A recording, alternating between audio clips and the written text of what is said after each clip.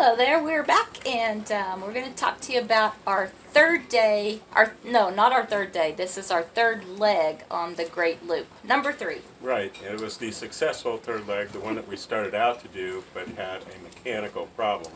So we basically had met a lot of folks at the Utsch Marina, where we stayed for about 5 days until Memorial Day weekend was kind of cleared out. So on Memorial Day, we figured most people were going to go home, and so we planned a trip all the way from Cape May to Manasquan, New Jersey, which was about 90 miles, but with the possibility of maybe going into Atlantic City if things were rough. I wanted to go to Atlantic City because I've never been there before, but if the weather was good and we were, we felt like we could make the entire trip up to Manasquan Inlet, we kind of decided to do that in the middle of the trip.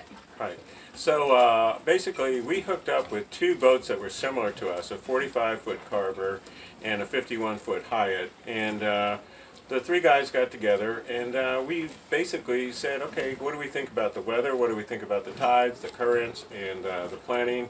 And so we made a plan to depart the next morning with the idea of going all the way to Manasquan and maybe diverting into Atlantic City if things got rough. But as it turned out, the en route weather was great. Yeah, it was beautiful. When we left the inlet, there was this, what do you call a bunch of dolphins together? Oh, I don't know. Pack, whatever. They call them. A bunch of dolphins there it was just really awesome. And then about an hour later, Sam looked over and there was a shark fin out there. He goes, "Shark!" And yeah, sure enough. He was just paralleling us along the way, and you can tell it was a shark the way it was going. It wasn't doing the normal dolphin That's cool. I've never seen one in the ocean like that before. Anyway, we got into Manasquan.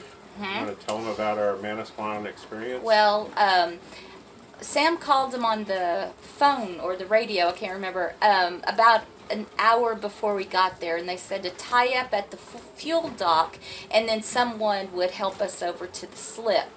Well, oh my goodness, the tides and the wind and the current were pretty crazy, and we did tie up at the dock, although about 5 minutes before we tried to call them again and couldn't get an answer, so we just went in there with the intention of tying up at the fuel dock. So we tied up at the fuel dock, we took on fuel in the mains again to try to basically estimate our fuel burn, since we have a couple gauges that aren't working. We also pumped out both the forward and the aft head, which was if you don't know job. What a pump, if you don't know what a pump out is, that's where you take this big vacuum cleaner looking hose and you stick it in the hole that says waste, and yep, that's what it does. It pumps out all the pee and the poop that is in the boat. So and we have 2 40-gallon holding tanks, so we did both of those.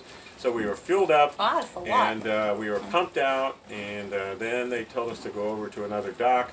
We had to basically do a U-turn and fit in between rowboats and canoes and everybody who was out on Memorial Day trying to get back into the marina. And here we are, this 50-foot boat coming through. The railroad bridge was open. We got in. We tied up to our fixed dock. Right. And, but tell them about the night. Oh my goodness! So that's the first fixed dock that we'd ever been to.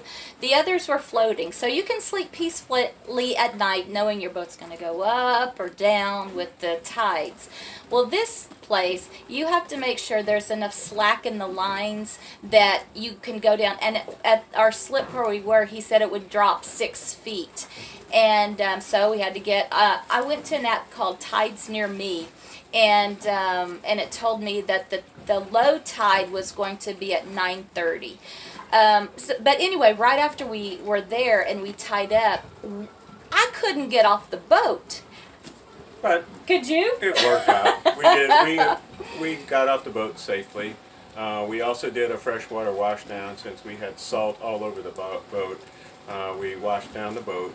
We went to dinner, came back, readjusted the lines, and got somewhat of a good night's sleep, not knowing how the lines were working out. But, right. It was okay. You know, it was our first fixed dock experience, and it was in a very congested area with currents and a railroad bridge and railroad horns and everything. So that was it. Yeah, well, we could have out. stayed longer, but we decided because of the fixed dock situation, we were going to head out. Yeah, so we headed out the next morning, and we'll tell you about that run next time we see you. All right.